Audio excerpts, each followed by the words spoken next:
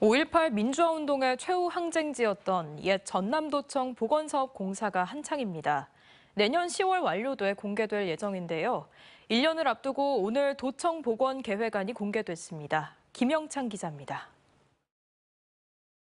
1980년 5월 18일부터 27일까지 광주 시민들이 체육까지 전두환 일당에 맞서 싸웠던 옛 전남도청입니다. 지난 2015년 옛 전남도청 일부를 허물어 국립 아시아 문화전당을 만들었습니다. 하지만 5월 단체를 중심으로 5.18의 상징적 공간을 복원해야 한다는 요구가 강하게 일었습니다. 이곳은 5.18의 마지막 항쟁지이다.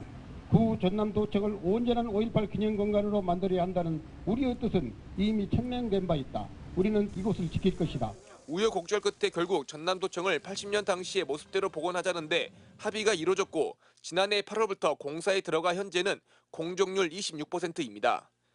내년 10월 완전한 복원을 앞두고 추진단이 청사진을 시민들에게 공개했습니다. 전남도청을 5월 정신의 계승과 또 세계적 확산을 위한 충실한 원형 복원을 추진 방향으로 설정하였습니다. 복원 사업의 핵심은 5.18 당시 치안과 의료, 봉사활동을 벌였던 그날의 흔적을 되살리는 것입니다. 도청 회의실과 도경 민원실은 복합 문화공간으로 단장하는 동시에 도청 회의실 지하에 시민군 무기고를 재현 시민군의 활동상을 조명합니다. 복원의 핵심인 전남도청 별관은 방문객 편의 제공 시설과 함께 도청 역사를 담은 전시 공간이 들어설 계획입니다. 특히 광주 시민들 시신이 안치됐던 상무관에는 상설 추모 공간이 마련돼 당시 시신 관리와 추모 과정을 대형 슬라이드로 연출하게 됩니다. 하지만 일부 시민단체 등은 당시 언론 통제 역할을 했던 언론검열관실이 제대로 반영되지 않았다고 주장했습니다.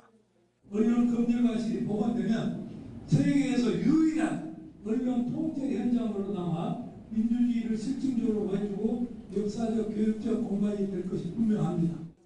옛 전남도청 복원추진단은 오는 11월 실시 설계를 마칠 때까지 공청회를 통해 의견 수렴을 이어간다는 계획입니다.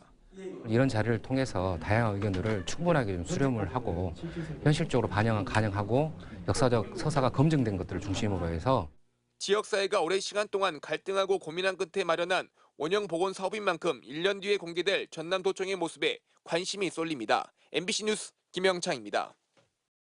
언제 어디서나 내 손 안의 뉴스. 광주 MBC 뉴스 유튜브 구독으로 함께하세요.